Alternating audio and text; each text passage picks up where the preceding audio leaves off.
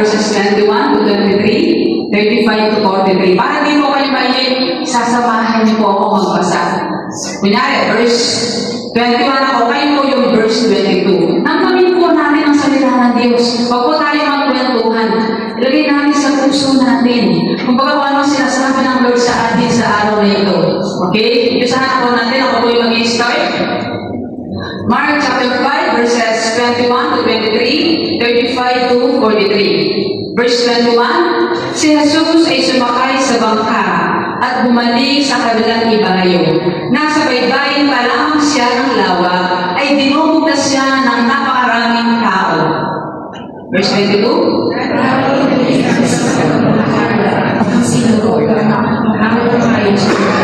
pagkakita kay Jesus, siya'y tumuwag sa paanan nito. at nagmakaawa. Nag-aabang buhay po ang anak kong dalagita. Maawa po kayo. Sumama po kayo sa akin at ipatong ninyo sa kanya ang inyong kamay upang siya ay gumaling at mabuhay. Habang nagsasalita si Jesus, may ilang taong nagtimatila sa bahay niya. patay na po Ang anak, huwag niyo po ninyong alabalahin ang puro, sabi nila. 6. Ngunit nang marinig ito ni Jesus, sinabi niya kay Jairo, huwag kang mawala ng pag-asa, manampalataya ka lamang. Wala isinama si Jesus noong maliban kina Pedro at ang magkapatid na Santiago at Juan. Nang dumating sila sa bahay ni Jairo, nakita ni Jesus na nakakagulo ang mga tao, may nag-iiyakan at nananaghoy. Basta nila sa kanyang sayaw, bakit kayo magpapakulo? Hindi patay ang bata, siya'y natutulog lamang. Nagtawanan siya ng mga tao, subalit pinalabas niya ang lahat, maliban sa tatlong alagad at sa mga magulang ang bata, at pumasok sila sa kinaroroonan ng bata. Tawagan ni Jesus ang kamay ng bata at sinabi, "Dali ako," na ang ibig sabihin, bumangon. Hindi bumangon ang bata at lumakad, at labis na namangha ang lahat. Ang batang ito'y 12 taong gulang na. Na huwag nilang sasabihin kanino man ang nangyari. Pagkatapos iniutos niyang bigyan ng pagkain ang bata. Kaya tayo po yung bukaw, saglit naman na namin. Amang banal, makapangyarihan sa lahat, may lalang ang langit at lupa, pinumpuri at sinasamba ako namin. Maraming salamat sa iyong mga salita. Maraming salamat, Lord, na may gagawin ka sa araw na ito. Yes, Lord. Paunahan niyo po ang aming pag-aaral. Ikaw po ang may taas. Ikaw po ang maparangalan. At salamat po na hindi makakasingit anumang gawa at angkan ng kaaway sa aming kalagitnaan. Panginoon, kayo po ang maging tagapagturo. Itawin niyo po ako sa iyong banal na likuran. Kayo po ang marinig, Panginoon. Maraming salamat po sa revelation sa araw na ito. Maitaas ka, Lord. Maluwalhati ka. Sa pangalan ni Jesus. Amen. Amen. Amen. Isa pa, malakas na palakpak. Hindi mo nawala ng pag-asa ito si Jairo. Nagtiwala siya sa sinabi ni Jesus na manampalataya at huwag mawala ng pag-asa.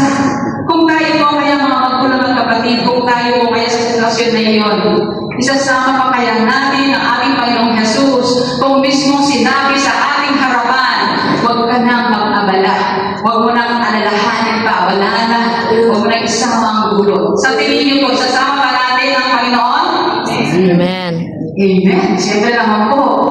Okay, pag-aaralan po natin ngayong umaga ang mga puntos patungkol po sa ating main text natin. Mark 5, 21 to 23, 35 to 43. Minsan pa, palakpakan po natin ang ating study number 1, desperation and faith. Desperation and faith. Si Jairo po, pag binasa mo ang Bible, isang pinuno ng sinagoga ay lumapit kay Jesus na may desperasyon. Hindi na po niya alam kung anong gagawin niya. Naghahanap siya ng kaginhawaan o kapayapaan para sa kanyang anak na babae na nag-aagaw buhay. Siyempre, iba, alam mo po, ako naranasan na po natin ni Kuya Ever yan, kung anong gagawin mo. Hindi mo na alam. Pag alam mo ang sinabi ng doktor, wala na, ginawa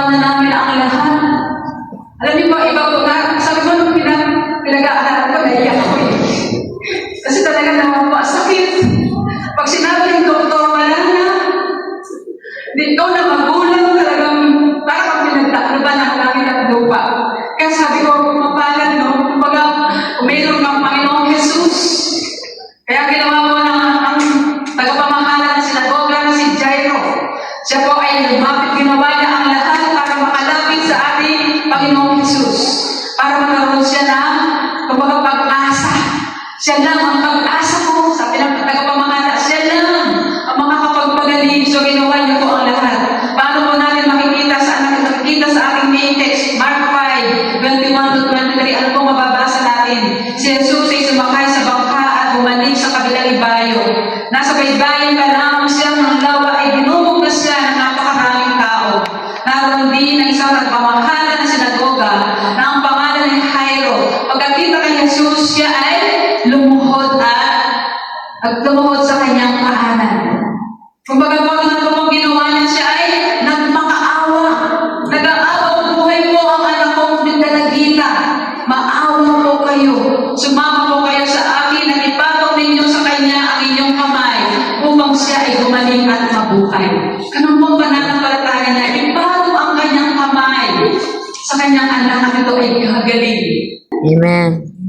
Nakakasunod po kayo? Amen. Naniniwala po si Jairo na ano po yung pagsubok nyo? Pagpasok nyo pa lang sa panambahan, ang bigat na ng inyong puso at hindi nyo na alam kung anong gagawin nyo.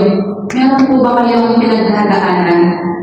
Or pagpasok nyo po sa church, may takot o pag-aalala dahil sa bagyong Juan na sinasabing maging signal number 5. May takot po ba kayo na baka masira ang bahay, na baka lumipad ang mga bubong, na baka bumangha, na baka mamatay tayo, na baka madisgrasya tayo?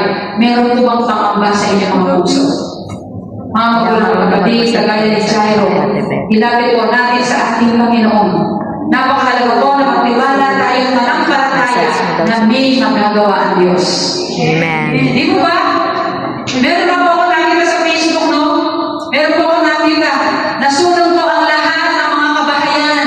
Pero ang natira, yung bahay na kung saan nagbabible study sila. Amen? Yung bahay na ipinapagamit niya sa Panginoon, yun lang po ang natira. Lahat po nasunog.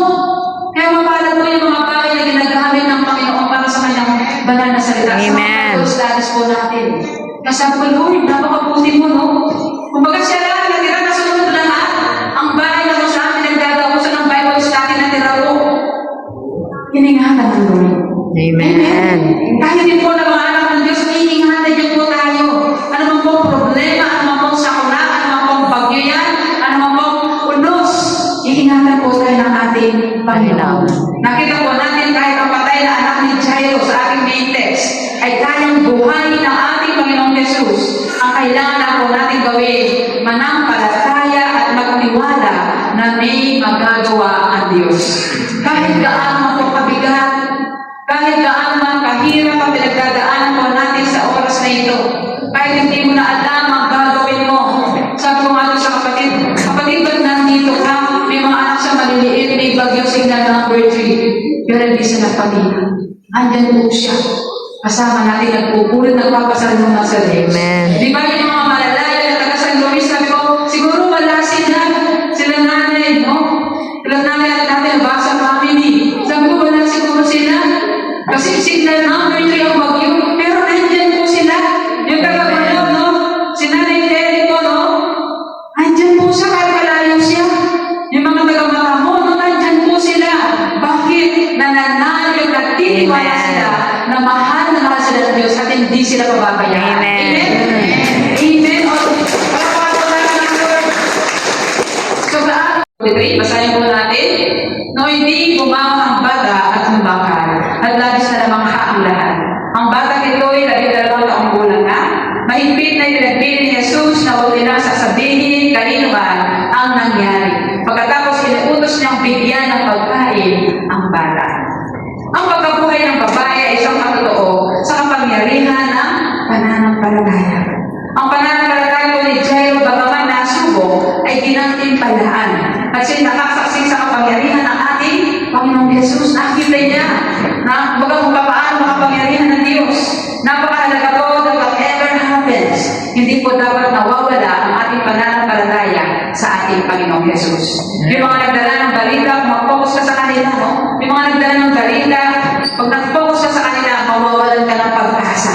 Lalo na narinig nila at nakita, iniiyakan ako ang anak niya, iniiyakan na sa kanilang tahanan. Di po ba? Nang nakita nila lumabas siya, umiiyak na ang lahat. Umiiyak na sila. Siyempre, ikaw na may anak, ang mararamdaman mo. Iniiyakan na, patay na. Pero ang ginawa niya, nagtiwala siya. So, ano bang problema natin ngayon? Magtiwala po tayo sa ating Panginoon. Pinanghawakan lang po ni Jairo sa salita ng ating Panginoong Jesus na hindi siya dapat mawala ng pag-asa, manampalataya lang po siya. Mga magulang at kapatid, habang may buhay, may pag-asa. Amen. Bakit? Kasama natin ang Diyos. Amen? Amen. Kaya kahit ano ba ang sabihin nila, kahit nawala ng buhay ang anak niya, patuloy na hindi po nawala ng pag-asa ang tagapamahala ng sinagoga. Mga magulang at kapatid, sa ating kapanahunan, kahit makita po sa blood game, sa laboratory test, na ang sakit natin ay ganito na ganyan, wala nang kagalingan. Ang sabi ng doktor, non-curable ang sakit mo. Ang sabi ng doktor, mayroon kang chronic disease, hindi ka nagkagaling pa. Yun po ang sabi ng siyensya, yun po ang sabi ng doktor. Pero kagaya po ni Jairo, mga magulang at kapatid, kagaya po ni Jairo, magtiwala para tayo po tayo sa magagawa ng ating Panginoong Jesus. Makapangyarihan po ang Diyos at walang imposible sa Kanya. Kaya ang mga tunay na mananampalataya, ang mga tunay na anak ng Diyos, hindi po dapat nawawala ng pag-asa. Sapagkat ang sabi ng Bible sa mga lagay o sugat ni Jesus, na tayo po ay nagsigaling na.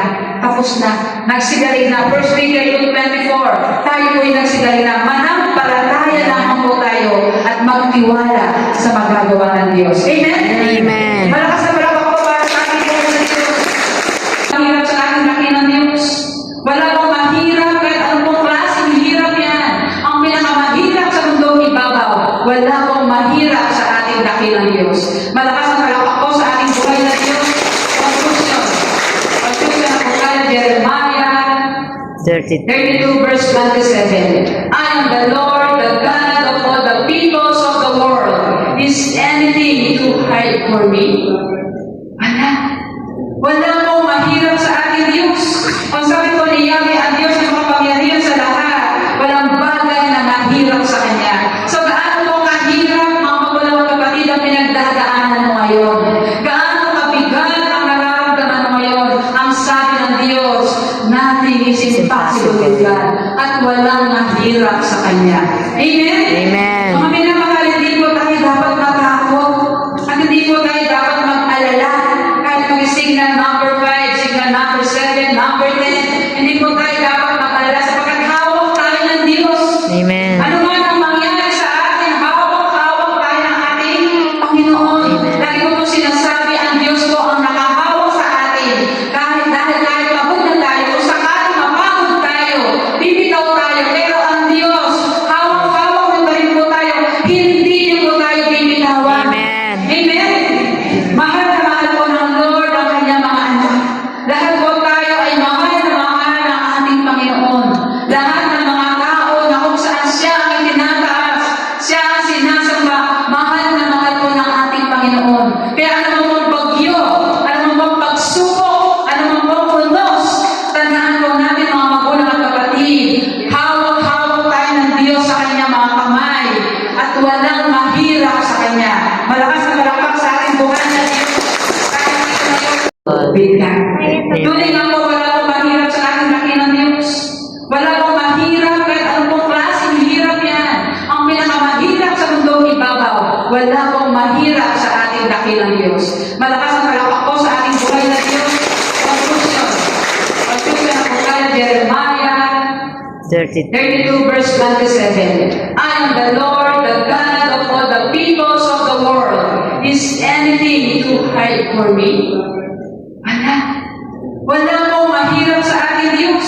Ang sabi ko ni Yahweh, ang Diyos na makapangyarihan sa lahat, walang bagay na mahirap sa Kanya. So gaano mo kahirap, mga magulang at kapatid, ang pinagdadaanan mo ngayon?